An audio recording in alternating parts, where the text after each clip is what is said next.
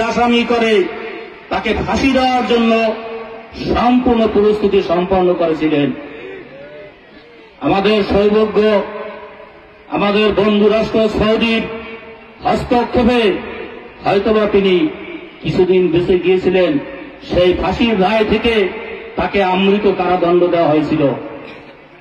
তার একটাই অপরাধ, সারা বিশ্বে এই দেলোয়ার হোসেন সাঈদী ইসলামের পক্ষে, ইসলামের ঝান্ডা নিয়ে তিনি সারা বিশ্বে ঘুরে বেরিয়েছেন এবং তার হাত ধরে লক্ষ লক্ষ মুসলমান ধর্ম গ্রহণ করেছে। শুধু বাংলাদেশ না, বাংলাদেশ সহ বহির্বিশ্ব।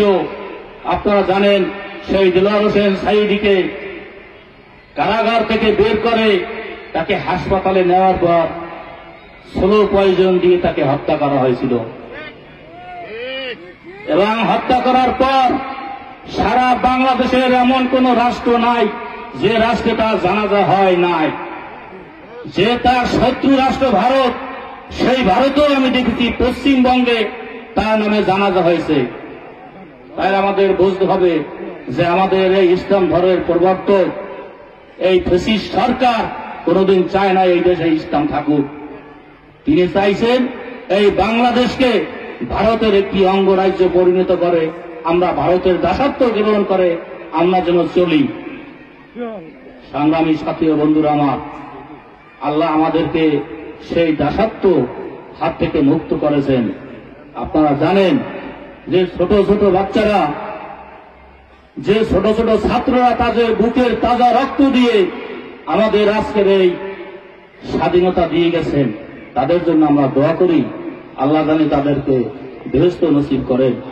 কারণ আজকের এই আলেম ওলামা যে তাদের ইসলাম ধর্ম প্রচারের জন্য এখন বাংলাদেশের এক প্রান্ত থেকে আর এক প্রান্ত ঘুরে বেড়ায়, কেউ তাদেরকে বাধা দেয় না।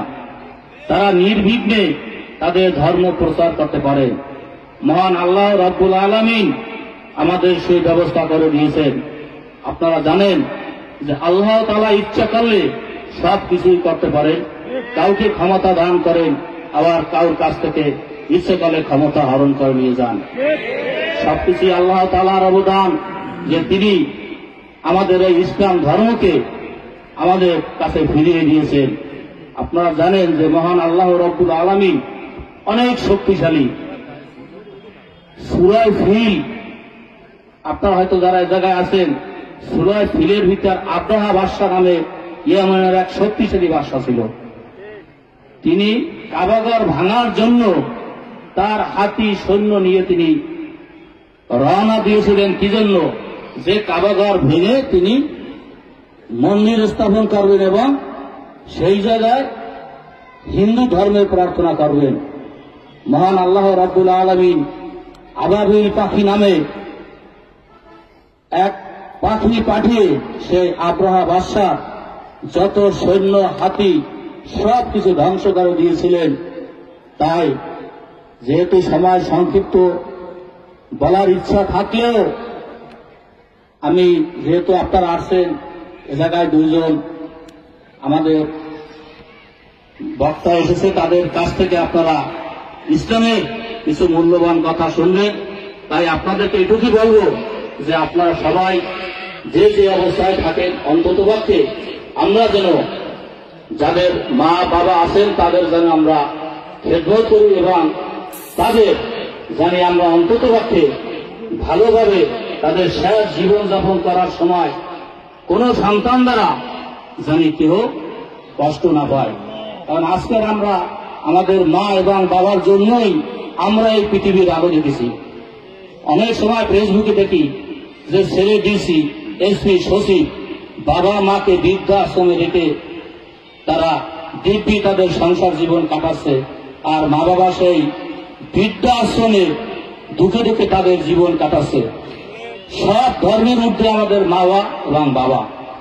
আমরা যেন সবাই আমাদের মা বাবার খেদমত করতে পারি, সেই তৌফিক আল্লাহ আমাদের সবাইকে দান করুক। আরো কিছু কথা বলার ছিল, কিন্তু সময় সংক্ষিপ্তর জন্য আমি বলতে পারলাম না। সবাইকে আমার পক্ষ থেকে এবং এই মাহফিলের পক্ষ থেকে সবাইকে ধন্যবাদ। সবাই সবার জন্য দোয়া করবেন।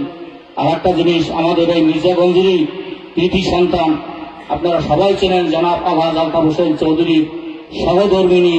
তিনি চিকিৎসাজনিত কারণে থাইল্যান্ডে চিকিৎসা অবস্থায় আছেন। আপনারা সবাই তার জন্য দোয়া করবেন এবং আমাদের এই বাংলাদেশের গণতন্ত্রের মা, যার জন্য আজকের এই গণতন্ত্র ফিরে এসেছে, দেশনেত্রী বেগম খালেদা জিয়া, তিনি লন্ডনে চিকিৎসার জন্য গেছেন। আল্লাহ তাআলা তাকে যেন সুস্থ করে আবার এই দেশের বাংলাদেশের মাটিতে আপনাদের কাছে সুস্থ করে ফিরিয়ে আনে, এই দোয়া রেখে সবাইকে ধন্যবাদ। আসসালামু আলাইকুম।